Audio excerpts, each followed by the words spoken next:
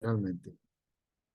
Vale, pues entonces el día de hoy vamos a iniciar viendo qué son los diptongos, los triptongos y los hiatos. Bueno, pues haciendo un recuento de la temática, todos sabemos que en español pues existen las 5 vocales, ¿sale? Entonces, 3 son vocales fuertes y 2 son vocales débiles. El día de ayer hicimos claro cuáles eran cada una de ellas. A partir de que señalamos cuáles eran las 2 débiles, pues podemos imaginarnos cuáles son las 3 fuertes, ¿sale? Entonces, ya habíamos mencionado que la importancia de la sílaba cuyo núcleo es un vocal o un vocálico, ¿sale? Las vocales son las que le dan el núcleo, la mayor importancia a cada una de las sílabas que nosotros vamos teniendo en las palabras. Bueno, existen otras sílabas que no son necesariamente una vocal, pues de su composición resulta un diptongo o un triptongo. Estas vocales que son fuertes y débiles serán determinantes al respecto, pues su combinatoria resulta de este tipo de sílabas. A ver, ¿y qué es a lo que se refiere? Bueno, en sí, las palabras pueden en ocasiones no solamente tener consonante con vocal para formar una sílaba. En ocasiones tienen 2 vocales juntas y eso hace que sean incluso sílabas. ¿Sale? Sílabas como las observamos aquí. Por ejemplo, vamos a estudiar en este pedacito lo que son los diptongos, que tienen vocales que son débiles y vocales fuertes. Las débiles, pues están señaladas aquí en la parte de abajo. Bueno, pues son la I y la U. Por su parte, los vocales fuertes son la A, la E y la O. ¿Sale? Entonces, ya teniendo esto, ¿cuáles son las combinaciones de los diptongos? Dependiendo cómo exista esa combinación, pues le vamos a llamar un diptongo que es un diptongo decreciente, en donde, ojo, se tiene algo que se llama una vocal abierta más una vocal cerrada, es decir, una fuerte y una débil, ¿sale? Entonces, en este caso, nosotros tenemos aquí, bueno, ¿cuáles son las combinaciones? Ei, ai, oi, eu, au, ou. Las crecientes, por su parte, son una vocal cerrada más una vocal abierta. En este caso, hay combinaciones y se fijan, son distintas a las de arriba, que son IE, IA, IO, UE, UA, UO. O una vocal cerrada más una vocal cerrada. La cerrada, en este caso, pues son, vamos a ponerle por aquí para que nos quede claro, las vocales cerradas son las débiles y la vocal abierta son las fuertes. ¿Sale? Así lo vamos a ir clasificando en esta parte. Ahora, la combinación que le llamamos un diptongo que es homogéneo tiene 2 vocales que son cerradas, que son IU o UI. ¿Sale? A ver, esto lo vamos a ir viendo y teniendo ya en algunas palabras en las que vamos a ir haciendo una diferenciación de sílabas y en donde nos vamos a preguntar si dentro de una misma sílabas se encuentra las 2 vocales. Por ejemplo, cuando hablamos de la palabra cuidaba, ¿sale? Nosotros nos damos cuenta en esta palabra que hay una primera sílaba que tiene 2 vocales, una segunda que tiene una vocal y una tercera que tiene una vocal. ¿Sale? Entonces, es una sílaba que tiene dos vocales. ¿En dónde se encuentra? Pues en este caso es un diptongo del tipo homogéneo, en donde se tiene una combinación de dos vocales cerradas. ¿Sale? Entonces, vamos a ir haciendo la clasificación y le vamos a ir dando nombre a este tipo de elementos o fenómenos que se dan dentro del español. ¿Sale? Entonces, ahora, ¿qué son los triptongos? Este material, aclaro, se los voy a pasar ahí al grupo de WhatsApp para que ustedes también lo tengan y lo puedan leer, y quien desee imprimirlo, que lo pueda hacer. ¿Sale? Entonces, así como los diptongos tienen una combinación entre vocales fuertes y vocales débiles, los triptongos forman un núcleo silábico, pero con tres vocales, es decir, ya el grado de dificultad ya se acrecenta con un triptongo, es decir, si dice diptongo, quiere decir que hay dos vocales, ya sea fuertes o débiles, o una combinación de ellas, que van juntas en una sola sílaba. Si se habla de un triptongo, significa que son tres vocales las que van juntas, dos de las cuales son débiles y una pues es fuerte. ¿Sale? En español dice tenemos poca producción de triptongos en comparación con los diptongos que los diptongos ofrecen. Sin embargo, puedes ver los siguientes ejemplos. Esto significa que eh, a pesar de que hay pocos, pues existen y tenemos que tomarlos en cuenta. Por ejemplo, cuando escribimos palabras como Cuauhtémoc, que es un nombre que viene ya de las culturas prehispánicas de aquí de México, pues Cuauhtémoc, en esa parte nosotros nos damos cuenta, bueno, ¿cómo lo divido en sílabas? ¿Sale? Si no nos lo habíamos no lo habíamos preguntado, pues ya lo tenemos ahí. Cuautla, ¿sale? Entonces, aquí nosotros tenemos palabras como el nombre de un país que es Paraguay. En este caso, con Paraguay se toma en cuenta lo que es la Y que se encuentra aquí como una I normal, como la I latina, porque para efectos del sonido se tiene como una I latina aún que se escriba con Y. Se pronuncia como I, no Paraguay. ¿Sale? Entonces, aquí está. Entonces, lidiais, que es en el español antiguo, lidieisis, dioico, miau, Paraguay, buey, guau, Cuauhtémoc, Cuautla. ¿Sale? Entonces, estos son algunos triptongos que nosotros tenemos y que en la parte en donde nosotros hacemos una división en sílabas, por ejemplo, podemos tener que Paraguay se divide en pa, ra y guay, va en una sola sílaba. No se divide en Paraguay, sino Paraguay.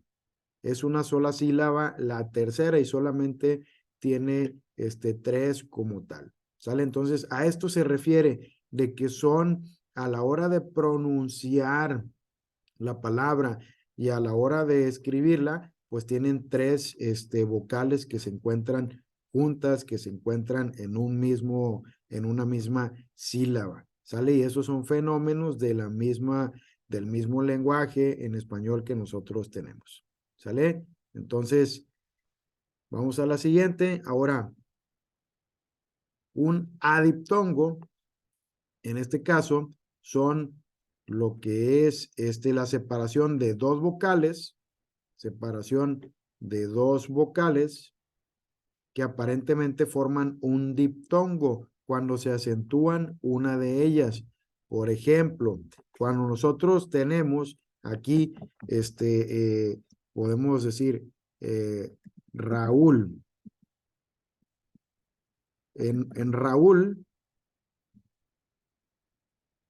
podríamos decir, profe, pues aquí tenemos un diptongo también, porque A, U van juntas, pero el hecho de que se acentúe una hace un corte también, porque el acento, no solamente por el acento gráfico, sino la manera en la que nosotros pronunciamos esa palabra. En el sentido es Raúl, no es Raúl, ¿sale? Y aunque la palabra sandía también pareciera que tiene por ahí un diptongo, lo que es el acento que lleva en la I hace que se corte el sonido sandía, ¿sale? Entonces, frío, hace frío, este, tiene un ataúd, ¿sale? Entonces, esos acentos hacen que en ocasiones la regla se pueda modificar y romper, que aparente que sea un diptongo, sin embargo, no es como tal un diptongo y tiene una separación de sílabas diferente. Fíjense, ¿quién lo dijera que una separación de sílabas que nosotros vemos desde la primaria, en donde le contamos hasta con palmaditas, fuera a causarnos también algo, en ciertas palabras, que algún tipo de problema y poder tener incluso para esa separación de sílabas una clasificación de acuerdo a el número de vocales que se tienen dentro? ¿Sale? Entonces, ahí está. Hay que tenerlos también porque en ocasiones en el examen también nos preguntan sobre ellas. Existe otra clasificación también que se llama hiato. Los hiatos, dice, a diferencia de las sílabas que tienen un núcleo vocálico complejo, como los diptongos y los triptongos, existe un procedimiento fonético en español llamados hiato, el cual no consiste en unir vocales débiles con fuertes, sino en deshacer los diptongos por medio de dos vocales fuertes, o bien a través de un acento o vocal débil para deshacerlo. ¿Cómo? Por ejemplo, aquí está. En un diptongo tenemos hace núcleo vocálico con una vocal cerrada y abierta, o una abierta y cerrada, o una cerrada y una cerrada. Esas son las combinaciones que podemos nosotros tener para efectos de de un diptongo. Cerrada con abierta, una abierta con una cerrada, o bien una cerrada con una cerrada acá abajo. ¿Sale? Entonces, un triptongo por su parte, hace núcleo vocálico con vocal cerrada, más abierta, más cerrada. ¿Sale? Entonces, cerrada, abierta y cerrada. ¿Y cuáles dijimos que eran las cerradas, las abiertas y las cerradas?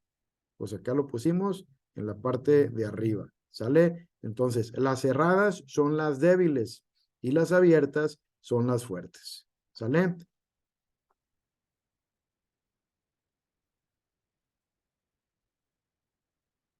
Ya no nos quedó aquí. Vamos a borrar estas.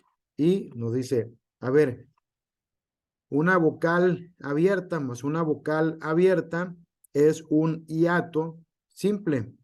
Un acento gráfico con una vocal débil es un hiato acentual. A ver, ¿cómo son esos de los cuales estoy hablando? Dos vocales abiertas que forman un hiato. Bueno, una coordinación, es un ejemplo, coordinación. Aeropuerto, Oaxaca. Estas palabras que se encuentran aquí, tienen un hiato simple. Por su parte, un acento gráfico en una vocal débil nos da un hiato acentual. Por ejemplo, cuando nosotros escribimos la palabra país, eso nos corta el acento, nos corta la pronunciación y dice país. Si no llevara acento, dijera país. Y se pudiera pronunciar en una sola sílaba todo. Pero nosotros hacemos esa pequeña pausa ahí porque es la pronunciación correcta y le damos el énfasis a la segunda vocal, que es una vocal débil. País. ¿Sale? Baúl, reír, reúne, arco iris, no no, María, ríe, río, ua, acentúan, actúen. ¿Sale? Entonces, en esta parte, nosotros aquí nos damos cuenta que en todas y cada una de estas palabras, lo que es el acento gráfico, es decir, el que se escribe, pues se hace presente y corta la sílaba, hace que las vocales no estén en una sola parte y esto nos genera un hiato que se llama hiato acentual. ¿Sale? Entonces, pareciera que es un diptongo, pero no es un diptongo, entonces es un hiato. ¿Sale? Muy bien. A ver.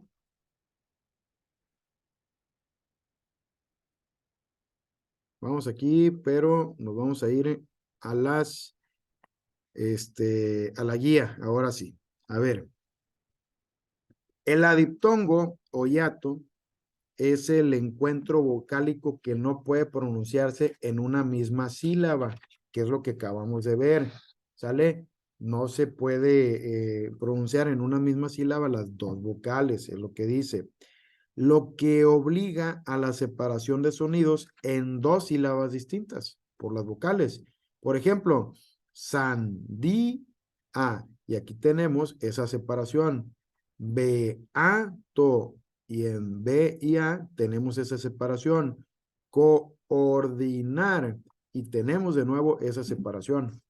¿Cuál de estas palabras tiene un diptongo? ¿Quién me responde? La inciso A es ahora, inciso B, augurio, inciso C, océano, inciso D, peatón. El diptongo, recordemos que tiene que haber dos vocales en la misma sílaba. ¿Vale? Por aquí me llegó un chat y dice Cristal que la B, que en el caso augurio sería la respuesta correcta. Por ahí Marlon, también quiere opinar, y ¿cuál sería la respuesta que usted marcaría, Marlon? La B también, profe. ¿La ve también? Perfecto. Bueno, pues en este caso, les digo que es correcto, Cristal y Marlon, y a todos, es correcto. ¿Por qué? Porque augurio, necesariamente, al pronunciarse y separarse en sílabas, el au queda en una misma sílaba. ¿Sale? Au, gu, rio. ¿Sale? Incluso por acá, tiene también esa característica. ¿Sale? Entonces, augurio, sí, es la respuesta correcta eh, para esta pregunta. Ahora, la número 17 dice, ¿cuál de las siguientes palabras tiene un adiptongo? ¿Qué es un adiptongo?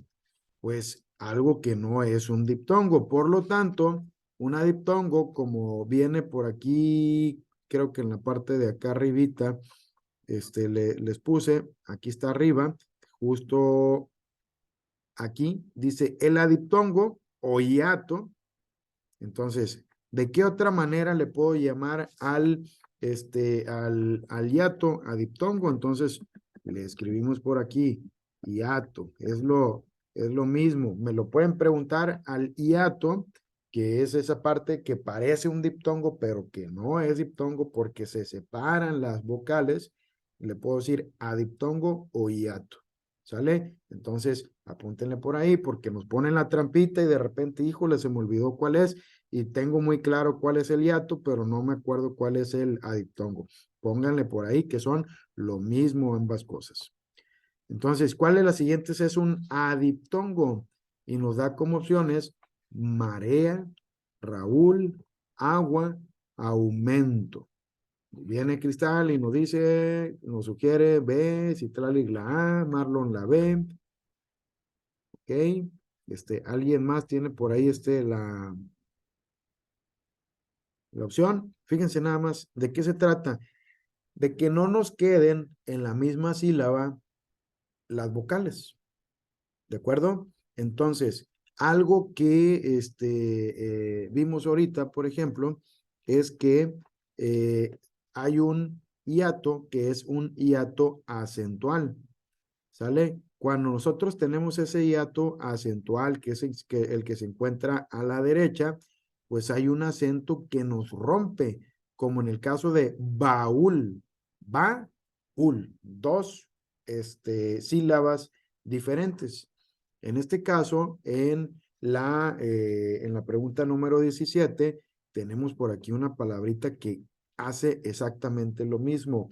Raúl no se puede pronunciar por sílabas toda junta, Raúl, sino Raúl. ¿Por qué? Porque el acento estamos acostumbrados nosotros, de acuerdo al español, en ul.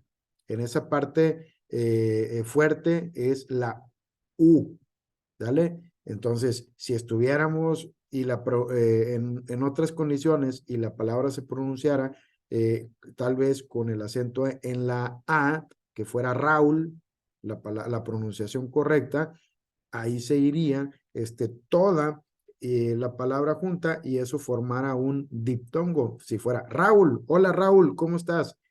Eso formara un diptongo. Sin embargo, nosotros en el español, en la pronunciación correcta de ese nombre, el acento va en la U, la sílaba fuerte, y por lo tanto, se dividen en dos sílabas. ¿Sale? Entonces, el hiato es Raúl como tal.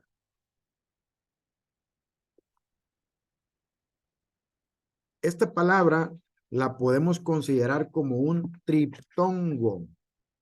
Paisaje, guarnición, antigüedad, Cuauhtémoc. ¿Cuál creen que sea un triptongo de las que están ahí? Y Cristal por ahí pone la D, alguien la apoya, pongan por ahí en el chat sus respuestas.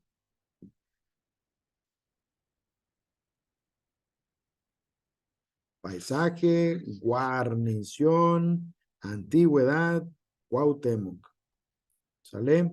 Vienen ahí todas y de lo que se trata es de que nosotros tengamos por ahí la claridad. Bueno, en este caso es correcto. Cuauhtémoc es la palabra que tiene ese triptongo. ¿Por qué?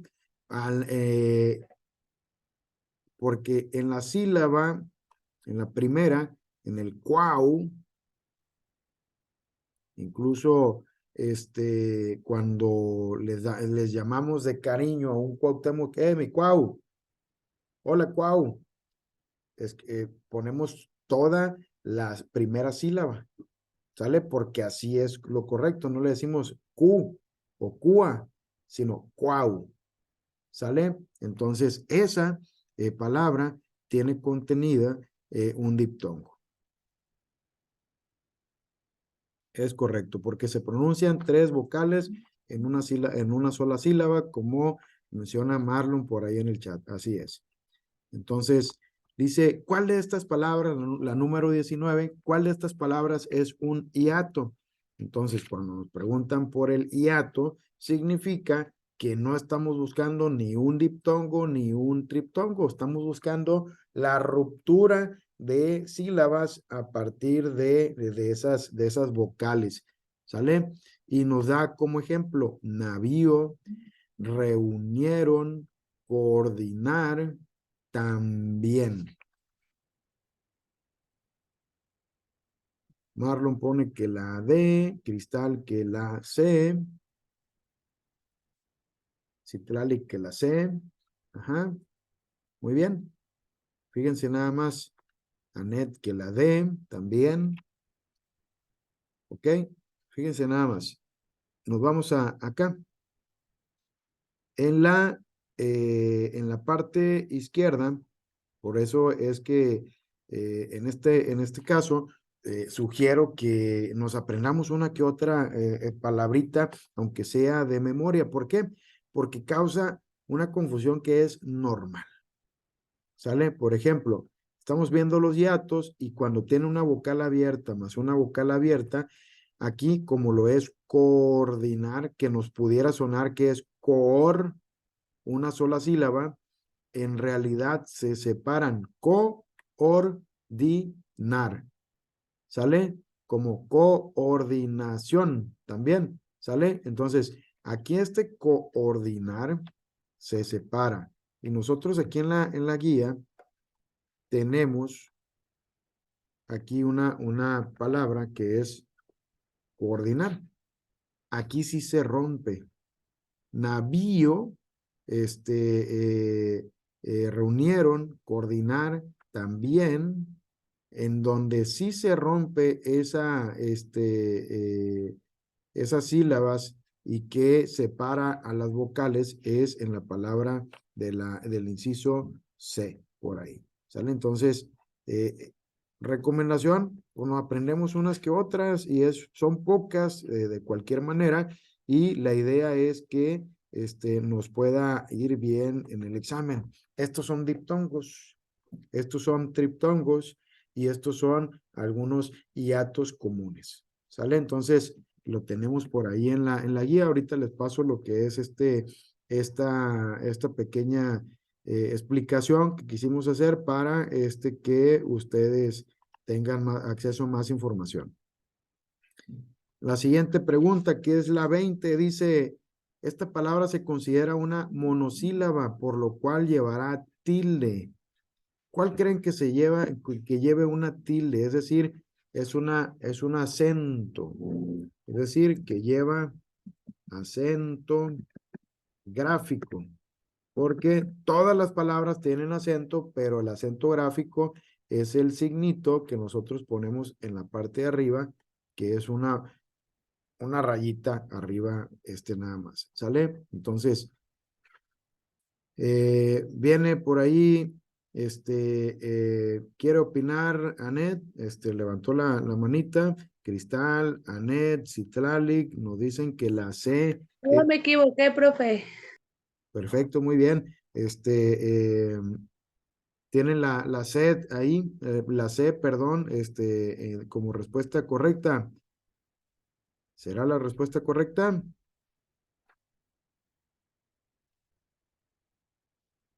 Ok, pues vamos a analizarla.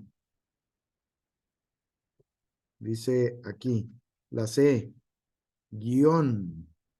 Guión. La palabra guión es una palabra que lleva un acento en la letra O, ¿sale? Y por lo tanto se considera que siendo una monosílaba, siendo un triptongo, no se le escribe el acento, ¿sale? Es decir, cuando nosotros tenemos una monosílaba, no se acentúa. ¿Sale? Aquí, en esa monosílaba no se acentúa, no lleva tilde, es decir, el acento gráfico. ¿Sale? Entonces, guión, aunque suena fuerte en la O, no lleva un acento gráfico ahí como tal. Y sí, es la respuesta correcta.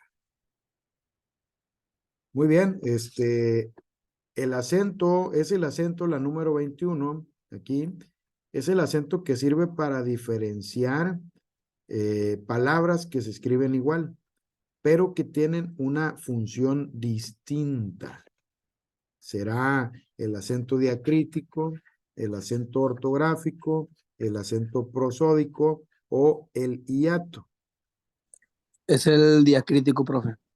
El acento diacrítico, nos dice José, no apareció su imagen, pero creo conocerle la voz. A ver, ¿cuál es el acento diacrítico?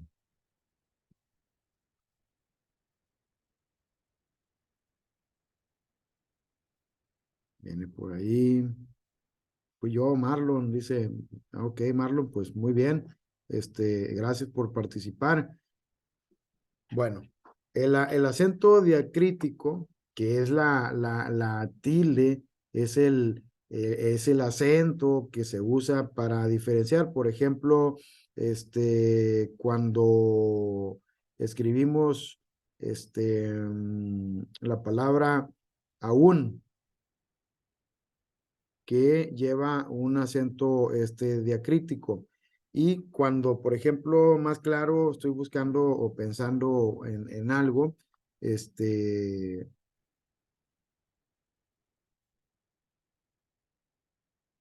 va, por ejemplo, un acento para diferenciar palabras puede ser, en este caso, cuando escribimos, por ejemplo, la palabra como. Vamos a escribir aquí en pantalla la palabra como. Como, pues es de comer, comer, como tal. Pero, por ejemplo, cuando nosotros lo escribimos aquí, como, nosotros sabemos que eso corresponde a una cuestión de modo, una cuestión, o es decir, una pregunta, una cuestión de modo. ¿Cómo es que lograste, entrar a ese lugar? ¿Sale? Entonces, al que se refiere esta pregunta, la número 21, es el acento diacrítico que nos ayuda a hacer una diferenciación entre algunas palabras. Cuando nosotros encontramos algunas palabras como, valga la redundancia, pues nosotros tenemos ahí una claridad, ¿no? Como de comer y como de una cuestión de modo, ¿sale? Entonces, ese tipo de palabritas son las que llevan un acento diacrítico porque tienen una función o un significado distinto, ¿sale? Muy bien. Entonces, vamos a la siguiente pregunta. Y dice, ¿en cuál de las siguientes oraciones están bien empleados los acentos? Y nos da 4 oraciones. Y dice, tu carro es muy grande como tú. B, si tocas la nota, sí, verás que sí apruebas el examen. C, esta casa me gusta más que esta. D, sé buen hijo. C, lo repetía siempre. A ver, y aquí nos está dando unos ejemplos de acentos, precisamente acentos diacríticos. Y en este caso, pues utiliza, por ejemplo, nosotros escribimos tú y tú. También escribimos sí y sí con acento. Y escribimos esta y escribimos esta con acento. Y escribimos C y C con acento. ¿Sale? Entonces, en este caso, se trata de diferenciar en qué casos es cuando sí se acentúa de manera correcta. ¿Sale? Entonces, por ejemplo, tu carro es muy grande como tú. Cristal nos dice que la ve. Vamos a verla. En este caso, por ejemplo, nosotros vamos a checar aquí. Cuando nosotros hablamos de un adjetivo posesivo, tu carro no lleva acento, ¿sale? Pero si yo te digo, tú eres el elegido, cuando hablo de ese pronombre indicativo, pues ahí en esa parte yo estoy poniendo un acento que sí va. Entonces, el tú de tu carro, de un adjetivo posesivo, ahí no. Pero cuando nosotros utilizamos la palabra sí y sí, ¿cuál lleva acento? El sí que sí lleva acento es el que se refiere. ¿Vas a ir a la fiesta? Sí, de una afirmación, ¿sale? Y de otro modo no lleva acento, porque si vas, que sería como una alternativa o una forma en dar opciones, dice, si tocas la nota sí, coma, verás que sí apruebas el examen, ¿sale? Y aquí nos preguntamos, la nota sí lleva acento o no. Y para efectos de esto, pues decimos, pues no lleva acento. Entonces, al parecer esta se encuentra bien. Y cuando decimos, esta casa me gusta más que esta, cuando indicamos, cuando es el adjetivo indicativo, esta sí lleva acento. Entonces, el primero, esta, que se encuentra ahí en las opciones, está bien, pero el segundo también se refieren a más grande que esta. Esta casa me gusta más que esta. Estamos indicando, y esta sí está, debe de ir acentuado, porque si no, dijera está. ¿Dónde está tu hermano? Está en la sala, ¿sale? Y ahí no llevan acento, ¿sale? Se fijan que el acento tiene mucho que ver. Cuando hablamos en la cuarta opción de un C y C, hablamos de C, que es el que va acentuado, habla de un C de ser, del verbo ser. Cuando le decimos a alguien, sé un buen hijo, es que sea, del verbo ser, sé un buen hijo, se lo repetía siempre. Y el sé lo repetía siempre, pues está mal acentuado. Pero aquí le falta también, en el primer sé, le falta un acento, porque aquí se refiere a un ser un buen hijo, de sé un buen hijo, ¿sale? Por lo tanto, y después de esta explicación demasiado larga, pues decimos que la opción que nos dio Cristal es la correcta, ¿sale? Pero ya saben el por qué. La número 23 dice, es el signo que sirve para separar ideas completas de un párrafo. A, coma, B, punto y coma, C, punto, y D, dos puntos. Entre párrafo y párrafo, ¿qué signo nos sirve para separar los párrafos? Un punto, una coma, un punto y coma, o los dos puntos.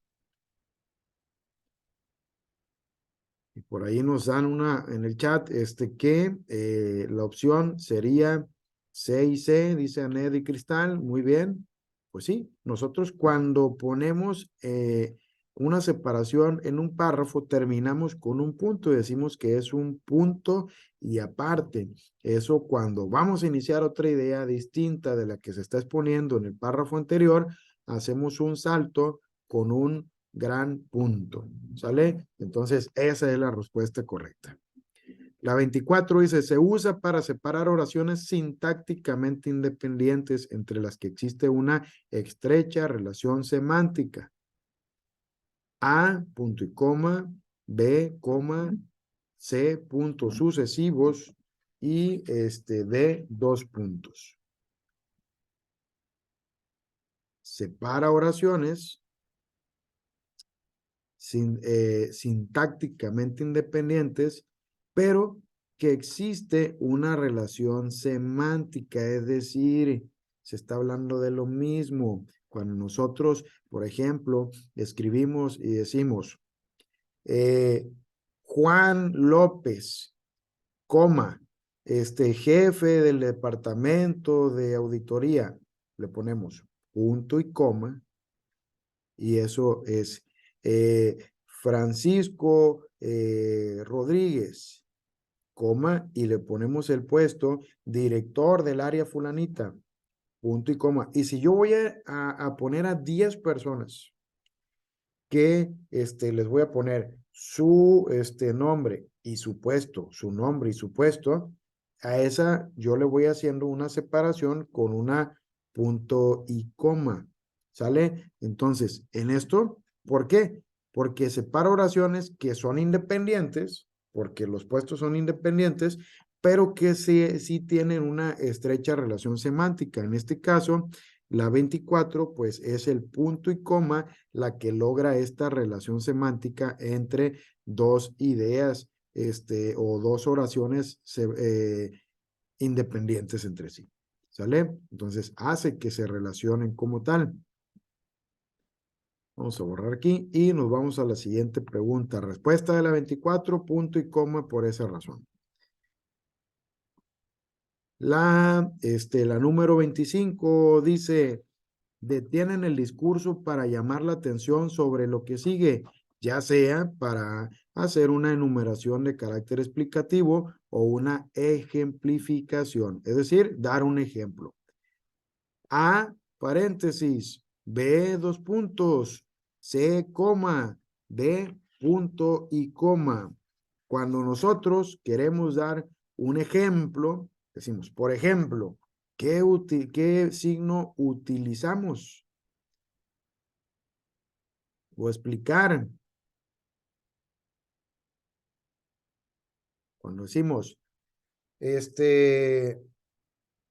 los alumnos de Haz tu Prepa en un examen de Instituto INEDUS realizan diferentes actividades. Por ejemplo, ¿ahí qué sigue? ¿Qué le tenemos que poner? Un paréntesis, dos puntos, coma, punto y coma. En este caso, pues lo que hacemos es, por ejemplo, y señalamos esos ejemplos, ponemos los dos puntos. Dos puntos, el que va uno arribita del otro, y decimos 25, utilizamos para explicar o ejemplificar los dos puntos. Para eso se utilizan en la regla los dos puntos. Luego viene, uno de sus principales usos es dejar en el suspenso el discurso. Cuando nosotros dejamos en suspenso algo y decimos, en lo que estamos escribiendo un cuento, cuando de repente entra por la puerta y dejamos ahí en suspenso. ¿Qué le ponemos? Una coma, un punto y coma, el punto o los puntos suspensivos. Nos ponen por ahí en el chat, de nuevo, la letra D. Pues sí, ¿verdad? Lo dejamos en suspenso. ¿Sale? ¿Cómo utilizamos el suspenso? Pues a partir de los puntos sucesivos, los tres puntitos. Y decimos, continuará.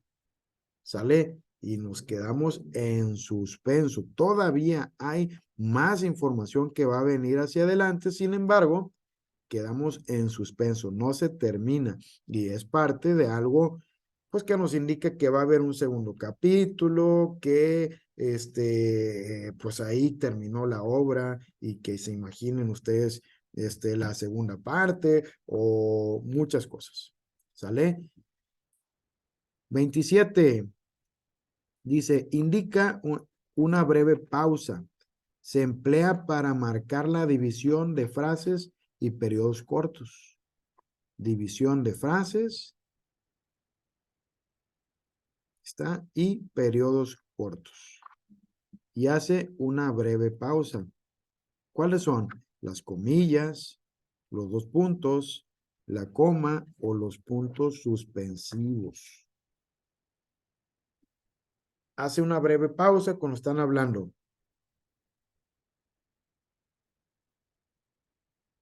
Cristal nos dice por ahí que la C, no hay C, no es cierto, sí hay, pero al parecer aquí se nos movió, es E, F, G, H, corríjanle ustedes ahí, ya sabemos que la C, pues es la tercera opción, ¿verdad? Entonces, pues sí, cuando nosotros hacemos, utilizamos la coma, hacemos una pausa, breve, y en este caso, pues, dividimos frases. La sandía la compraré en el súper, coma, la piña la compraré en el mercado, coma, los tomates los tengo en casa, coma, ¿sale? Entonces hacemos división de frases o periodos cortos, ¿sale? Entonces, ese es el uso de la coma. Ahora, la número 28 dice, signo ortográfico que se usa para insertar un enunciado, en un enunciado una información complementaria o aclaratoria, es decir, inserta información complementaria o aclaratoria. Es decir, por ejemplo, empiecen ustedes el otro día miré en el parque a Juanita y le pongo por ahí una información aclaratoria que dice, la hija de mi mejor amigo, quien se encontraba jugando alegremente con sus amigos. ¿Sale? Entonces, esa información aclaratoria, de qué manera la ponemos, de qué manera la insertamos. Y nos dice por ahí en el chat Cristalis y Tlalic que la insertamos a partir de los paréntesis. Y es correcto, ¿no? Nosotros aclaramos a partir de unos paréntesis, que hay más información. Sin embargo, si nos saltamos el paréntesis, la oración está completa, pero dentro del paréntesis hay una información que abunda, a lo mejor en aclarar algo o en dar unos datos que son más importantes también y que se deben de tomar en cuenta. ¿Sale? Muy bien, entonces señalamos la 28, la A, paréntesis. Sirven para representar en la escritura la entonación adecuada con la intención del texto. Entonación adecuada con la intención del texto. A, comillas. B, signos de interrogación y exclamación. C, puntos suspensivos. D, guión largo. Citlalic y Cristal nos dicen que la B, que los signos de interrogación. Pues sí, ¿verdad? Nosotros le damos ahí una entonación a dependiendo lo que tenemos. Por ejemplo, si nosotros escribimos como tal, adelante, y lo escribimos con los signos de interrogación o con los signos de exclamación, son cosas distintas. Y en el primero nosotros estamos preguntando y decimos, adelante. Es una pregunta, pero cuando le ponemos la exclamación, decimos, adelante, adelante, ¿sale? De esa manera, nosotros tenemos una entonación distinta. Adelante como tal, sin ningún signo de interrogación o exclamación, pues no tiene un sentido claro, ¿sale? Pero si le ponemos solamente esos signos, pues tenemos ya una claridad del sentido de esa palabra, ¿sale? Entonces es correcto, muy bien. Los signos de interrogación y exclamación le dan una entonación adecuada a mi texto. La número 30 dice, ¿cuáles palabras están escritas con las grafías correctas? ¿Sale? ¿Cuáles palabras están escritas con las letras correctas? Las grafías son las letras, lo que se debe de utilizar. Y el sonido, pues es muy similar, pero probablemente no correctamente pronunciado. ¿Sale? Entonces vamos a ver. Ambulancia, balbuceo, recorrido, amparo, recorrido, coraje, ambulancia, recorrido, balbuceo, amparo, coraje, velocidad. ¿Cuál de ellas es la que tiene todas las palabras escritas correctamente? Cuando nosotros veamos que nos pregunten sobre las grafías, es que la palabra esté correctamente escrita para poder ser correctamente pronunciada como tal. Y en el chat por ahí nos dan, Citlali y Cristal de nuevo, gracias por participar, que la C es la opción correcta. Vamos a revisar la C.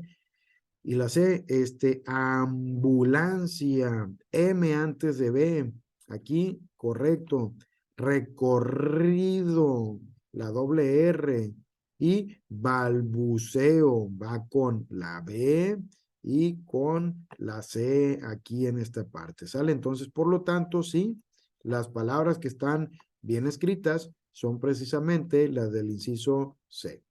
Perfecto, muy bien, apúntenle por ahí. Y en la parte de la unidad de expresión oral y escrita, tenemos algunas frases. El orden adecuado de las frases de la escritura son las siguientes, de las fases, perdón, de las fases de la escritura. ¿Cuál es? Es el orden en donde nosotros cuando vamos a escribir un texto, ¿cómo debe ser el orden de esa escritura? Y vemos, primero planeo en el inciso A, luego reviso, luego reescribo y luego redacto. O primero redacto, luego reviso y después se me ocurre planear y luego reescribir. Y luego en la C, primero planeo, luego redacto, luego reviso y luego reescribo.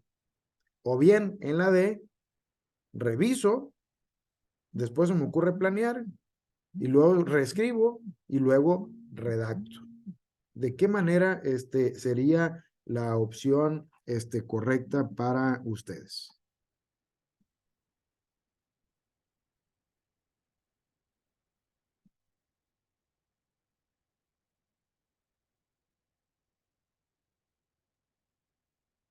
Dice Cristal, la C. Vamos viendo. Planeación, redacción, revisión y luego reescritura. Citlali coincide que la C también. Bueno, pues sí, ¿verdad? A ver, ¿de qué voy a escribir?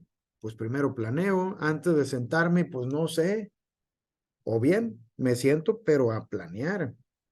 Se dice que lo que es la pintura de la Última Cena de Leonardo da Vinci se pintó en 10 años, pero que el mismo Leonardo da Vinci duró meses completos en donde aquella pared en blanco que medía como 5 por 10, quien se imaginaba la obra original de la primera cena más chiquito, mide 5 de alto por 10 de largo, es muy grande, es una pared, no es un lienzo como tal. Y en aquel momento, pues Leonardo da Vinci, en aquel muro, en aquella pared, iban solamente a contemplar, no daba ningún trazo, se imaginaba, se imaginaba, y eso es un proceso de planeación, ¿sale? Entonces, tenemos primero que realizar una planeación, y si es un escrito el que nosotros queremos lograr, planeamos, pues redactamos nuestras ideas.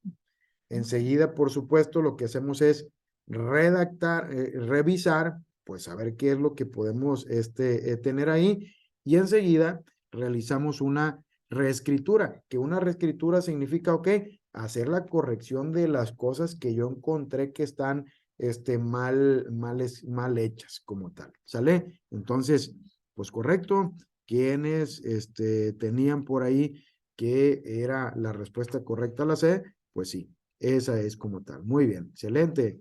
Dice la número 2, se refiere al registro que utilizamos en nuestra vida diaria con personas como nuestros amigos o familia. A, lenguaje académico, B, lenguaje coloquial, C, lenguaje familiar o un lenguaje culto en la D. En la 2, ¿cuál sería la la forma correcta de llamarle al lenguaje que nosotros utilizamos normalmente con nuestra familia, con nuestros amigos, en la calle, cuando vamos a un lugar.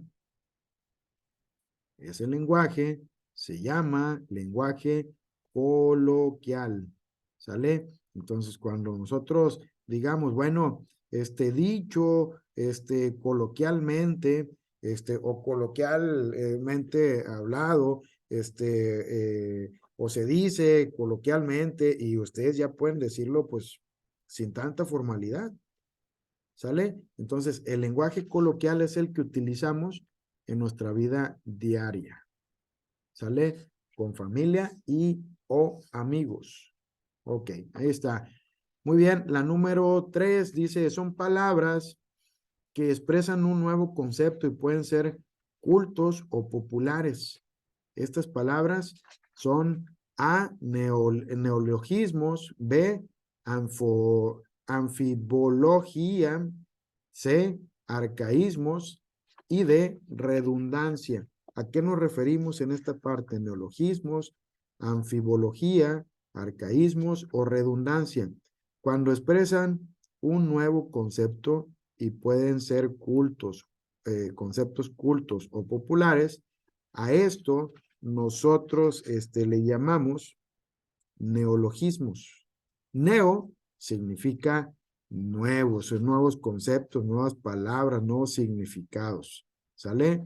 Pónganla por ahí para que no se les olvide. Es pregunta que probablemente venga en el examen. La número 4. Palabras que los habitantes dejaron de utilizar conforme a unas generaciones, de unas generaciones a otras. A ver, esas palabras que nosotros escuchamos de repente que nuestros papás o que nuestros abuelitos pronuncian, ¿cómo se llaman? Neologismos, barbarismos, solecismos o arcaísmos.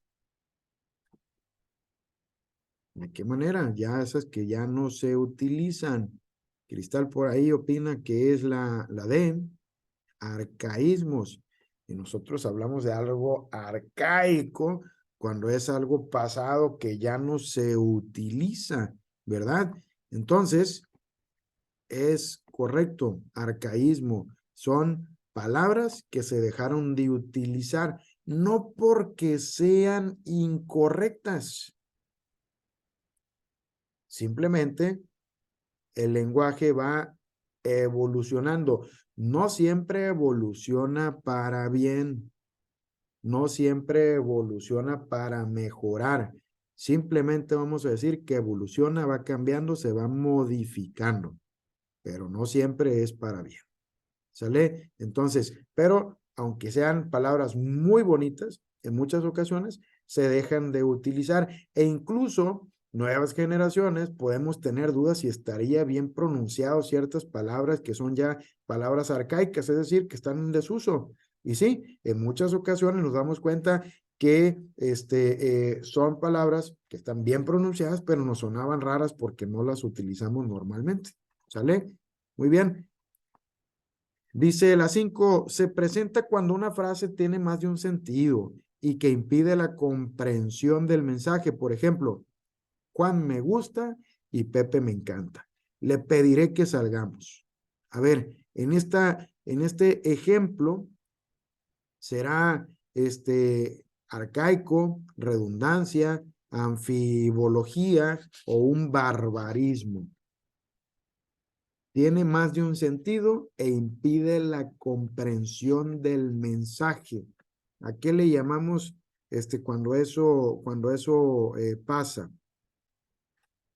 ¿Cómo le llamamos?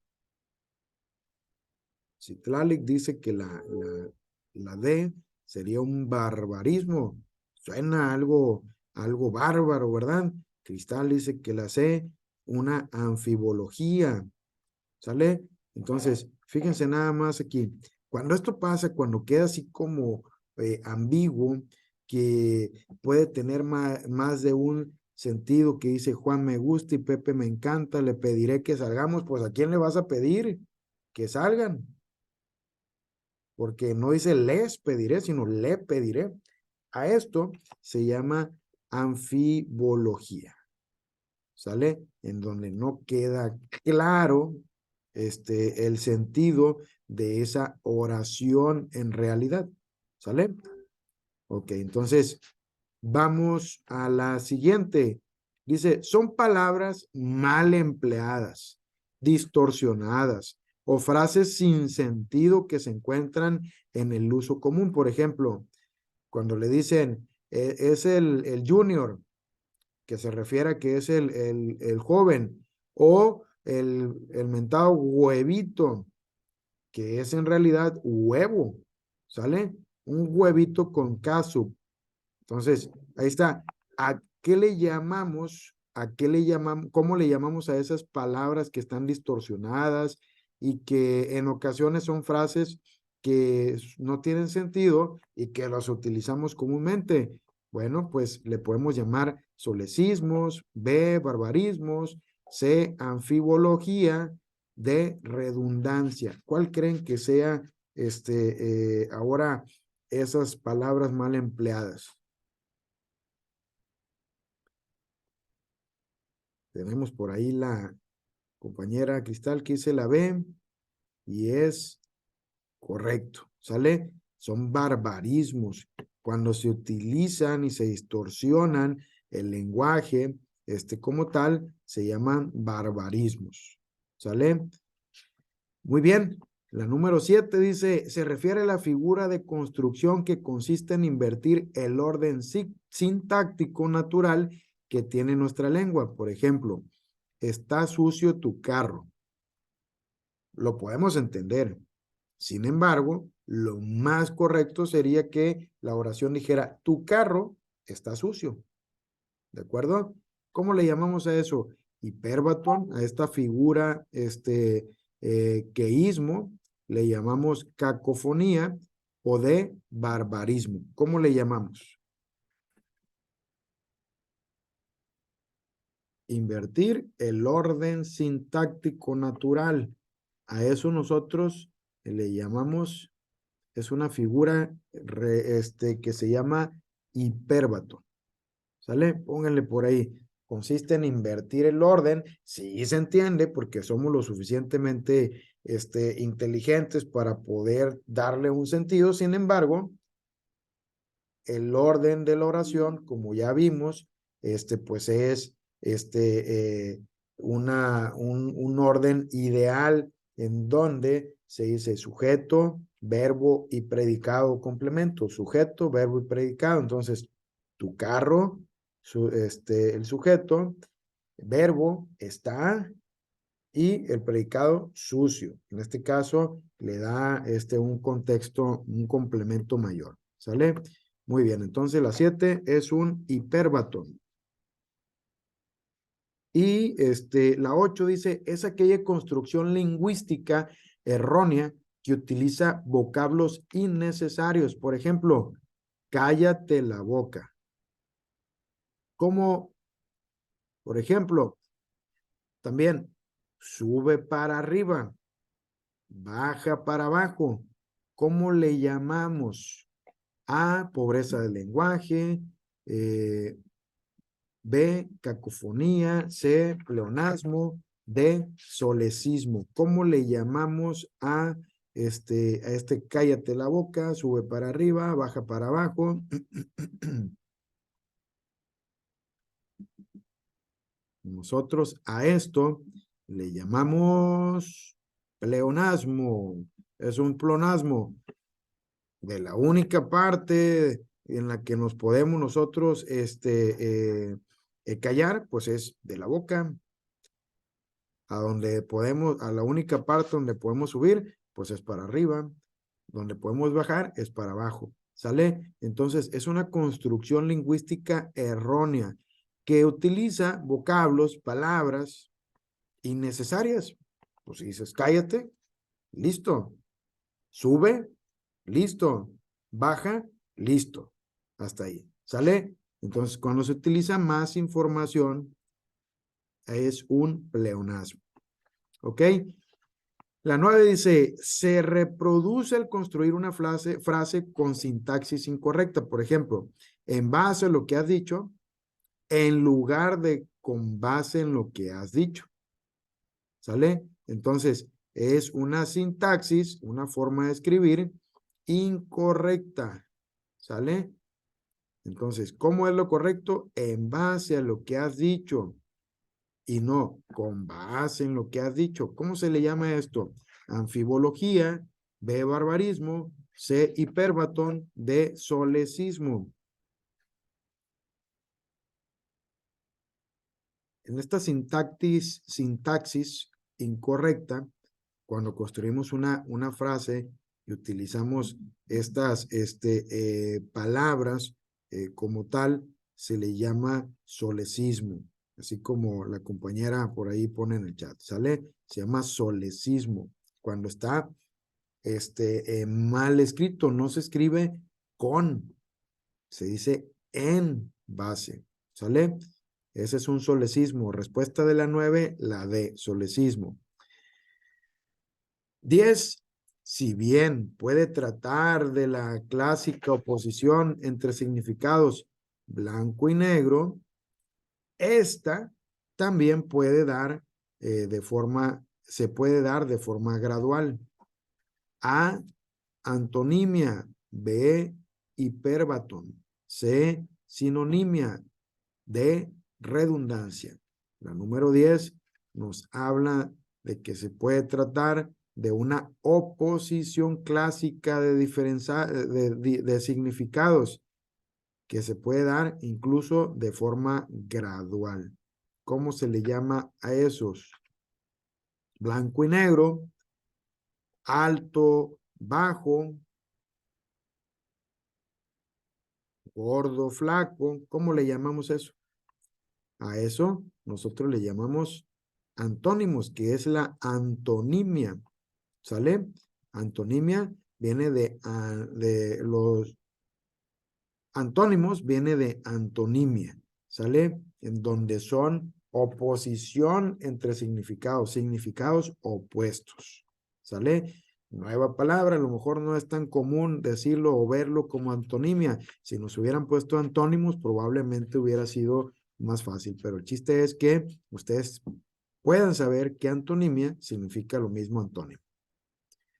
La número 11 dice, consiste en unir sílabas de dos o más palabras que forman nuevos enunciados con significados distintos. Por ejemplo, no sea burra, no se aburra. ¿Sale? En esta parte, dependiendo si en dónde le demos la separación a las mismas letras en el mismo orden, pues tiene nuevos significados o significados distintos. ¿Cómo se le llama a esto? Antítesis, calambur, alegoría o se llama hipérbole. Por ahí Cristal nos dice, eso es un calambur, la B, y es correcto, ¿no? Es un ejercicio que se llama calambur, ¿sale? Entonces, lo señalamos por ahí, a eso se le llama calambur, solamente en donde se separen las letras puede dar un significado completamente distinto. Incluso, pues, generalmente o coloquialmente lo utilizamos, también de forma graciosa o divertida. Decimos, no es lo mismo esto que esto otro, ¿sale? Incluso en algunos chistes como tal. Dice la 12, se refiere al desplazamiento de algún rasgo de un objeto a otro. Puede ser también, demos al objeto las cualidades de una persona o de una persona a un objeto. ¿Cómo se le llama esto? Polisemia, B, antítesis, C, metáfora o D, símil. Cuando nosotros le damos cualidades a un objeto de una persona o a una persona como un objeto, ¿cómo le estamos, esto dice por ahí Citlalic y Cristal, que a esto le llamamos con la opción C, que sería en este caso metáfora. Y está correcto, ¿sale? Metáfora. Cuando nosotros le damos esas cualidades a un objeto de unas cualidades de persona a un objeto, o a una persona cualidades de un objeto. ¿Sale? La número 13 dice, este ejemplo es una figura retórica. ¿A cuál pertenece? Y la figura es tan corto el amor y tan largo el olvido. ¿A qué se refiere? A una metonimia, B, a una antítesis, C, a una metáfora y D, a una alegoría. Citral y Cristal nos dicen que la B, que es una antítesis. Y sí, eso es una antítesis. Están haciendo una, un contraste entre dos ideas. Y eso como tal es una figura retórica que se llama antítesis. Es tan corto el amor y tan largo el olvido. ¿Sale? Y dice, este tipo de texto se caracteriza por contar o decir algo que alguien puede ser hechos reales y puede ser también hechos ficticios. Contar o decir algo de alguien. A, textos narrativos. B, textos de interacción social. C, textos expositivos. D, textos persuasivos. Cristal, por ahí nos pone que la A, textos narrativos. Y sí, nosotros en un texto narrativo redactamos hechos que pueden ser hechos reales como tal o hechos ficticios. ¿Sale? Ahí está. Muy bien, muy bien. La número 15 dice, contiene principalmente argumentos religiosos que pueden explicar el origen del universo, de un pueblo o de la vida. A, leyendas. B, anécdotas. C, biografías. D, mitos. Explicar el origen del universo, de un pueblo o de la vida misma. En este caso, nos estamos refiriendo de manera correcta, por ahí en el chat también nos lo están poniendo, y sí, pues son los mitos, de dónde sale la vida, y empezamos a querer explicar a través de mitos, cómo es que la luna tiene un conejo que nosotros podemos ver y percibir desde aquí. Bueno, una explicación la encontramos en los libros de textos de primaria, en donde había un conejo y que por alguna razón logró llegar allá a la luna y se mira desde hace tiempo, ¿no? Entonces, son explicaciones del universo, de un pueblo, de la vida, de forma que en muchas ocasiones son religiosos. ¿Sale? Entonces se llaman mitos. La número 16 dice, pertenece a textos personales y predomina una función emotiva y busca comunicar a alguien más un estado de ánimo, experiencia, sentimiento, etcétera. Textos personales con una función emotiva. Historia, carta, anécdota o leyenda. Nos ponen en el chat por ahí que es posible que la B. Y sí, nosotros como son textos personales y son una función emotiva, pues el día de hoy me siento de esta manera, y es un escrito personal que lo podemos dirigir a alguien con la intención de darle un contexto y darle mayor información. Pues sí, Cristal y Marlon, pues nos dicen por ahí que la B es correcto. Muy bien. Ahora la número 17 dice, son textos que a base de argumentos, explicaciones, ejemplos, buscan convencer al otro de tomar una postura. ¿Cómo se llaman estos textos? Textos persuasivos, textos descriptivos, textos de interacción social o textos narrativos. Y fíjense nada más, buscan convencer al otro de tomar una postura.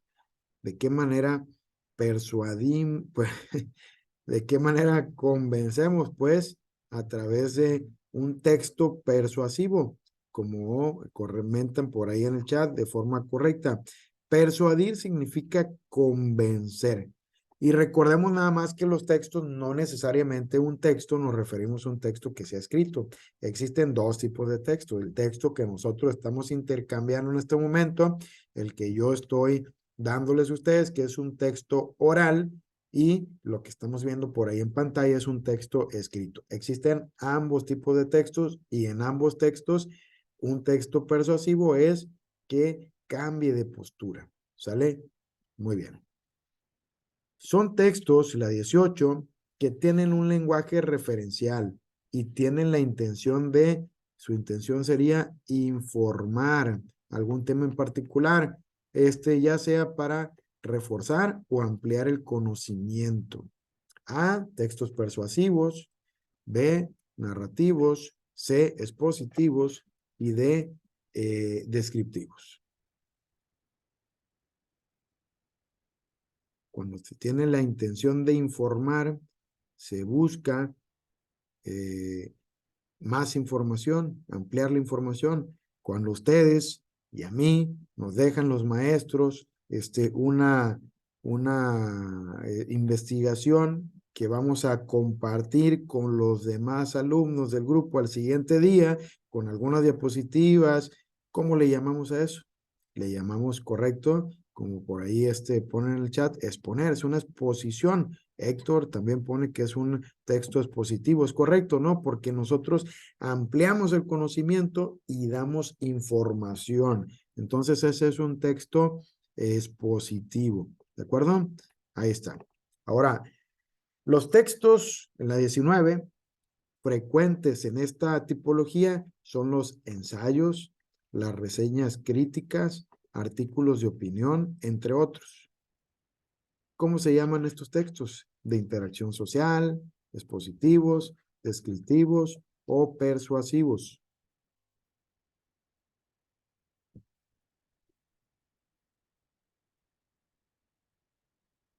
Ensayos, reseñas críticas, artículos de opinión. Por ahí nos ponen que es posible de interacción social, una D, textos persuasivos. ¿Ok? Fíjense nada más, cuando nosotros hacemos un ensayo o que hacemos una reseña crítica, tratamos de convencer a los lectores, o un artículo de opinión que es muy frecuente en los diarios, en el Noroeste, el Debate, el Universal, de escribir algo para tratar de convencer a la persona de que lo que tú estás pensando es el análisis correcto. No necesariamente es correcto. Muchas ocasiones, en la gran mayoría de las ocasiones, son pagados. Pues ¿para qué? Para que estén a favor de una o de otra postura.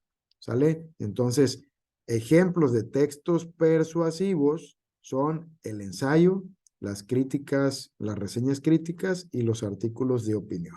¿Sale? Muy bien, perfecto. Y la número 20, que dice, pertenece a esta tipología, conferencias, libros de texto, manuales, folletos, informes. ¿Cómo se llama esto? Textos persuasivos, textos expositivos, narrativos o descriptivos. Libros de texto, los manuales, los folletos. ¿Qué es lo que hacen con nosotros?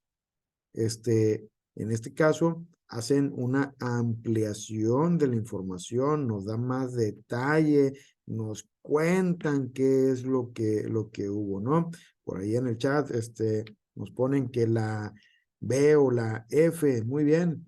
Entonces, en este caso, son ejemplos de textos expositivos como los que ya vimos arriba sobre qué era lo que buscaban. Pues los ejemplos son estas conferencias, libros de textos, manuales, folletos.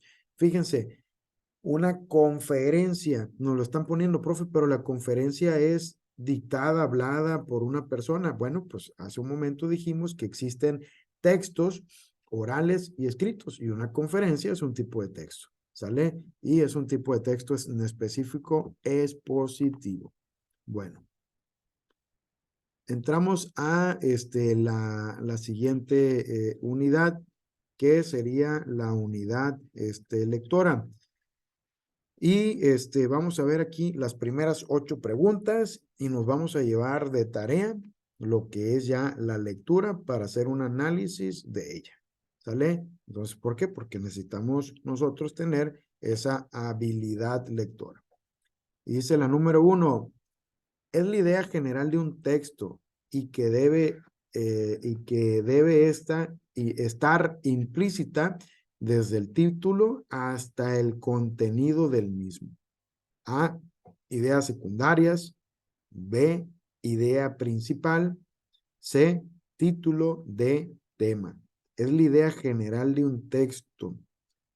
Está implícita desde el título hasta el contenido mismo. ¿Cómo se le llama a esta idea general del texto? Por ahí Cristal nos pone que es la D. Y pues sí, ¿no? Cuando nosotros leemos un texto, tenemos un texto, bueno, ¿de qué están hablando? Y de lo que nosotros estamos hablando es, y lo que explicamos o lo que decimos es sobre qué tema en específico. ¿Sale? Entonces, muy bien. La número 2 dice, es la función que tienen ciertas palabras de asumir el significado de una parte del discurso, ya que se ha mencionado antes, por ejemplo, la celebración se llevará a cabo mañana. Esta comenzará a las 8 horas. ¿Qué será esa, cuál será esa función? Se llama homonimia, B, anáfora, C, supresión, D, catáfora. ¿Cómo se llamará esto? La celebración se llevará a cabo mañana. Esta comenzará a las 8 horas. ¿Cómo se le llama a eso?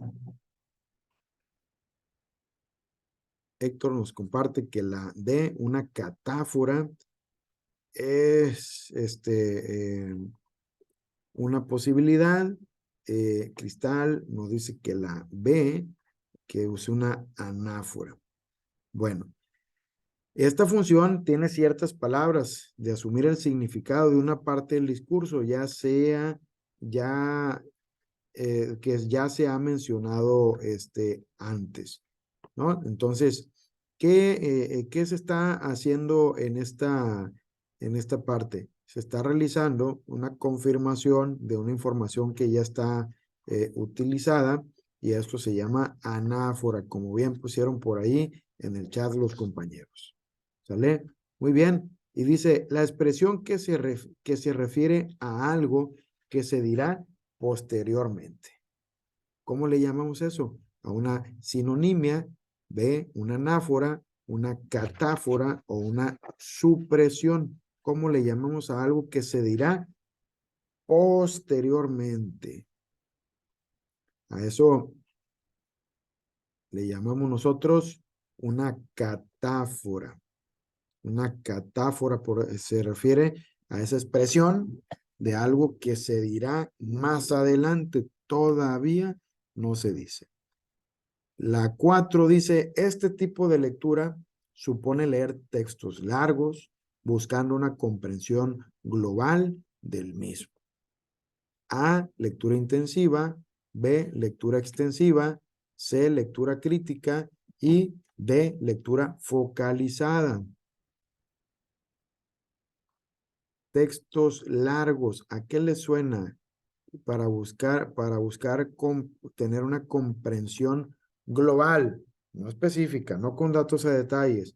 Es una lectura de textos largos y se va uno leyendo a grandes rasgos así, no con tanto detalle, pero podemos darnos una idea de lo que se trata ese texto. Esos textos largos son extensos, así es, muy bien. ¿Sale? Entonces, si son largos, es una lectura de textos extensos y es una lectura extensiva. ¿Sale? Muy bien, excelente. Dice La número 5, dentro de los tipos de lectura que es de lectura, esta se caracteriza por leer con el propósito de evaluar el texto, analizar la calidad literaria, la actitud del autor, entre otros. A, lectura crítica. B, globalizada. C, extensiva. Y D, focalizada. ¿Cuál será este tipo de lectura, la que tenemos aquí en la número 5? Evaluar el texto y analizar la calidad literaria. ¿Qué es lo que nos dice esto? Y la compañera Cristal y Citlali nos dicen que la A sería una lectura crítica, y eso es correcto. Evaluar el texto, analizar, pues hay que tener una lectura crítica, a ver si está bien escrito, si las ideas son coherentes o no, para saber cuál es la actitud del autor. Y esto se debe realizar mucho. Esta lectura crítica debe ser como tal algo que nos acompañe siempre. No nomás leer y creer, por más que esté algo, un libro impreso, que se vea muy bonito y que lo vendan en las librerías, no necesariamente es cierto. No necesariamente es algo que pasó. No necesariamente es correcto. ¿Sale? En muchas ocasiones se pretende difundir mentiras y un tipo de verdad que no es una verdad falsa. ¿Sale? Ok. Se caracteriza la número 6 por leer un texto con la intención de extraer información específica. Extraer información específica. Ah, lectura. Profe, La C dice por ahí. Sí, nos dijeron la C. podrían decir desde la 2, es que se me cortó el internet. Sí, cómo no. La 2, tenemos la anáfora. La 3 es Anáfora. la catáfora. Ajá. Ajá, La 4 sería la lectura extensiva. La B, perdón. ajá. La número 5, la A, que es una lectura crítica. Y vamos ahí en las... Gracias. De nada. Entonces, la número 6 es extraer información específica. Por ejemplo, que nos pregunten en qué año nació tal personaje. Y nosotros realizamos esa lectura. ¿Qué es lo que estamos haciendo? Una lectura focalizada, crítica, globalizada, intensiva. ¿Cómo creen que se llama esa lectura? Cuando nos preguntan un dato específico y lo que hacemos, le movemos el dedito buscando ese punto especial en la lectura.